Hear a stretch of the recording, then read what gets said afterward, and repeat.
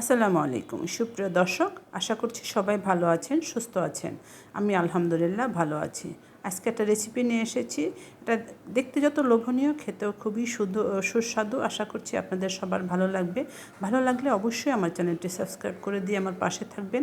আর ভিডিওতে একটা লাইক দিতেও ভুলবেন না। এটা তৈরি করা খুবই সহজ। এই রমজানে আপনার খুবই ভালো লাগবে এবং মেহমানদারিতেও খুবই সমাদৃত হবে। চাইলে আপনি এটা খুব ঝটপট বানিয়ে ইফতারিতেও কিন্তু এটা অ্যাড করে নিতে পারেন। এটা বানানোর জন্য খুবই সামান্য কিছু ইনগ্রেডিয়েন্টস লাগবে, যেটার প্রথমেই আমি নিয়েছি বাঁধাকপি এরকম এক স্লাইস নিয়েছি। আর এরকম একটা গ্রেটারের মোটা ছিদ্রটা দিয়ে এটা আমি গ্রেট করে নিয়েছি। খুব সাবধানে এবং খুব আলতো হাতে এটা গ্রেট করে নিয়েছি। গ্রেট করার পরে মোটামুটি আমার 1 কাপ হয়েছে। আমি 2 ভাগ করে নিয়েছি। প্রথম ভাগ গ্রেট হয়ে গিয়েছে, তারপরে আবার যতটুকু ছিল সেটাও আমি সুন্দরভাবে গ্রেট করে নিয়েছি। খুবই হালকা আলতো হাতে এটা গ্রেট করে নিয়েছি। সাথে আমি দিয়ে দিলাম কিছুটা গাজর, একটা গাজর দিয়েছি। চাইলে আপনি গাজরটা স্কিপ করতে পারেন অথবা গাজর দিতে পারেন। সাথে আরও 2-1টা ভেজিটেবল দিতে পারেন। সামান্য একটু চিনি দিয়েছি, স্বাদমতো লবণ দিয়েছি, দিয়ে দিলাম গোলমরিচের গুঁড়া আর ভাজা জিরার গুঁড়া, হলুদের গুঁড়া দিয়েছি, সামান্য একটু গরম মশলার গুঁড়া দিয়েছি। 2 টেবিল চামচ দিয়ে দিলাম কর্নফ্লাওয়ার, 1 টেবিল চামচ দিয়ে দিলাম ময়দা। চাইলে আপনি এখানে কিন্তু বেসন দিতে পারেন, তবে সেক্ষেত্রে বেসনটা অবশ্যই একটু ভেজে নেবেন। হাত দিয়ে খুব সুন্দরভাবে এটা মেখে নিতে হবে যতক্ষণ না পর্যন্ত এটা একটা শক্ত ডো হয়।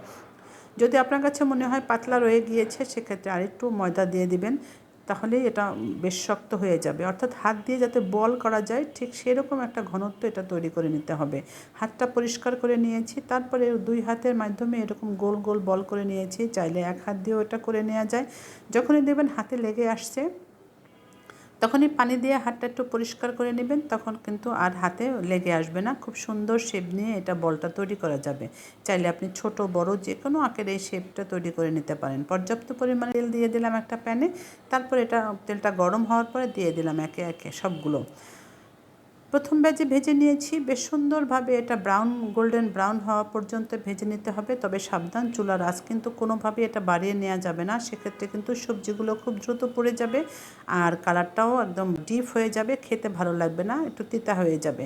তাই খুব মিডিয়াম টু লো হিটে এটা ভেজে নিতে হবে। ঠিক এরকম একটা কালার আসা পর্যন্ত অপেক্ষা করতে হবে। আর সেটা কিন্তু অবশ্যই মিডিয়াম টু লো হিটেই করে নিতে হবে। এরকম কালার আসার পরে আমি প্রথম ব্যাচ তুলে নিয়েছি। তারপর দ্বিতীয় ব্যাচ যে কটা হয়েছে সেগুলোও কিন্তু আমি একে একে একইভাবে ভেজে নিয়েছি।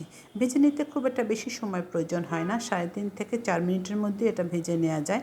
খুব বেশি সময় ভাজলেও কিন্তু এটা কালারটা নষ্ট হয়ে যাবে। চাইলে আপনি এটা কিন্তু সস দিয়ে এইভাবেই পরিবেশন করতে পারেন, সেটাও কিন্তু খেতে খুব ভালো লাগবে। তবে আমি একটু মডিফাই করলাম, যার টেস্টটা আরও অনেক গুণে বেড়ে যাবে। যার জন্য দিয়ে দিলাম 1 চা চামচ তেল আর 1 চা চামচ আদা বাটা। এটা যখন একটু সুন্দরভাবে ভাজা হয়ে যাবে, তখন দিয়ে দিলাম মোটা করে কাটা পেঁয়াজটা হালকা একটু নেড়ে চেড়ে এখানে দিয়ে দিলাম আমি ক্যাপসিকামটা আমি দিয়েছি প্রায় 1/2 কাপের মতো। চাইলে আপনি একটু বাড়িয়ে অন্য কালারও দিতে পারেন। আমার কাছে শুধু সবুজ কালারটা ছিল বলে আমি সবুজ কালারটা দিয়েছি।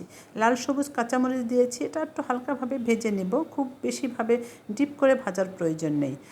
সবজিতে যতটুকু প্রয়োজন ততটুকু দিয়ে দিলাম লবণটা দেওয়ার পরে একটু সফট হবে, কালারটা একটু চেঞ্জ হয়ে যাবে, ঠিক তখনই আমি সেই বলগুলো দিয়ে দেবো। বলগুলো দিয়েও আমি হালকাভাবে নেড়ে চেড়ে নিব। নেড়ে চেড়ে যখন দেখলাম যে খুব সুন্দর একটা ফ্লেভার আসা শুরু হয়েছে, তখন আমি 1 কাপ পানিতে 1 টেবিল চামচ কর্নফ্লাওয়ার গুলে নিয়েছি, সেটা এখানে দিয়ে দিলাম। কর্নফ্লাওয়ারটা দেওয়ার সাথে সাথে নেড়ে চেড়ে এটাকে রাখতে হবে, তা না হলে খুব সহজে জমাট বেঁধে যাবে। যতক্ষণ না পর্যন্ত এটা জমাট বাঁধে ততক্ষণ পর্যন্ত সুন্দরভাবে এটা নেড়ে চেড়ে রেখেছি। তারপরে এখানে 1/2 কাপের মতো দিয়ে দিলাম টমেটো কেচাপটা একটু বেশি পরিমাণে দিলেই ভালো লাগবে। আবার একটু চিনি দিয়েছি আর সামান্য একটু লবণ দিয়েছি টেস্ট ব্যালেন্স হওয়ার জন্য।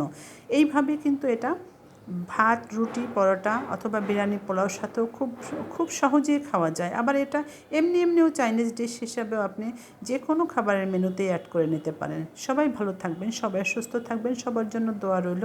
আমার জন্য প্লিজ দোয়া করবেন। আবার নতুন একটা রেসিপি নিয়ে চলে আসবো। সেই পর্যন্ত ভালো থাকেন। আল্লাহ হাফেজ।